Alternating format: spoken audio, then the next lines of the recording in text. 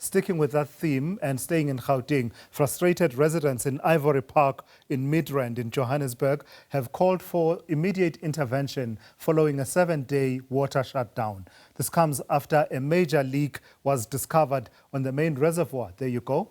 A leak at the main reservoir at Klipfontein that supplies water to Midrand and surrounding areas. Lopang Alamu joins us now live from Midrand for an update. Lopang, 7 days was the last count, and in fact, it seems to be 7 days and counting. I can't even imagine the levels of frustration and the difficulties that residents of these many areas that are affected are having to live with.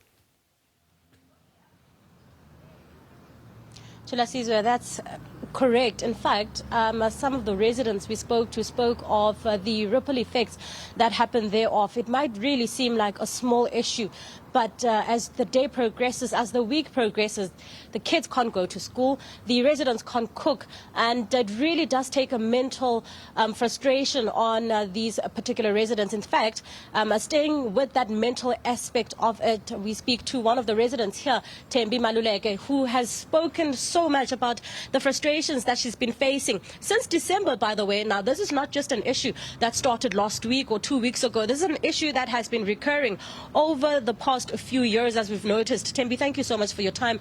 We were speaking off camera and we really couldn't notice, or rather not notice, how frustrated you've been. I have been. The water situation is quite crippling, if I can be honest. There are so many things in our lives that we have to sort of accommodate when there's no water. You mentioned the school situation.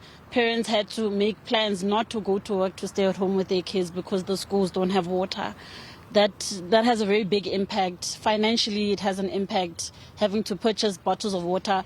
Majority of the shops here in this area specifically for this whole week barely had any stock. So it also became very difficult. We're not getting any information about what tankers are available, when they're available, to who. If we're not communicating with each other on WhatsApp, those that we know that live in the same area, then our ward councillors are not saying anything. Joburg Water barely ever answers any of the questions asked after they give us an update. So to say frustrated, I think, would be an underestimation of how I'm truly feeling. You spoke about some of the contingency plans that you had. For example, you said you'd fill up the bathtub with water, but even that water runs out. What then? We don't have any plans. We really solely rely on the water tankers when our taps are completely dry. And if you don't have the financial means to purchase water from your local shops, we literally have to wait until either the water comes back in our taps or until Joburg Water can provide us with alternative water sources. Even when the water comes back, it comes back low pressure, droplets. The quality of it is also really frustrating. Yes. For example, the water came back, I think it was Thursday morning. It was very, very, very low pressure for us. And then it was Tuesday morning when the water came back. Very low pressure throughout the day. And then Wednesday morning, our taps were dry again. So it was back to square one. And there's no update. All we get told is, oh no, it's supplying fairly, but we keep asking to who? Because I'm here, please supply to me. Like there's no, so very, very frustrated. Thembi, thank you so much for your time. Tulas, in fact, we're going to move out of shot and just show you the visuals behind us. Now, this is the Johannesburg water depot in Midrand. We've been driving around the area for quite a bit, and we have not seen any water tanker at the moment. As things stand, we have also just tried getting in touch with Johannesburg Water, finding out whether or not they will be deploying some of those tankers in these areas. Where we're currently standing is one of the places where residents come and fill up their buckets, which is also quite an inconvenience for them. We do understand that some of them come with 5-10 litre buckets, but that's not enough to sustain all the responsibilities that these residents have to do in their households. They have to cook, they have to wash, they have to bath. In fact, hygienically speaking, a number of residents have complained that it's really hard to be without water, because then they have to use the toilet. They have to now divide the water amongst cooking. Sometimes they don't have enough water to cook, which then means they have to spend money and get takeaways. But for how long and until when? In fact, when we leave here, we are going to go to Klipfontein. That's another area where residents have been without water for weeks as things stand.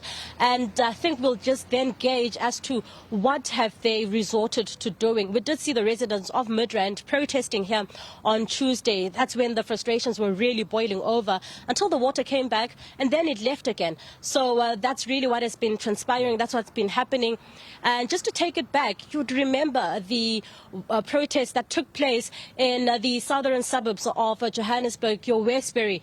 That's where residents also came out to say that water is a source of life. It's the most important thing in our lives, and we cannot do without it. Those taps ran dry for quite a while until that part of their area was sorted out. But it's also really not consistent, and that's really the concern here, that the water will come back. They don't know how long that will last. Sometimes it comes back for 6 hours, and that really just causes a huge pile of frustration for these residents. But I think we leave it there as we continue to track this special broadcast to Sizwe. All right, Lopang, thank you for that. That's Lopang Alamu out in Midrand. There you have it, a major metropolitan area in South Africa today, the city of Johannesburg, a major part of it at least. Residents, they're having to depend on buckets, carrying buckets to go and ferry water for their day-to-day usage. And I think as Lopang was talking there about that Klipfontein area, that goes back to that conversation with Dr. Adam a couple of minutes ago. A leak in one of the reservoirs means that you have difficulties for those communities that depend on that. But we'll leave that there for now.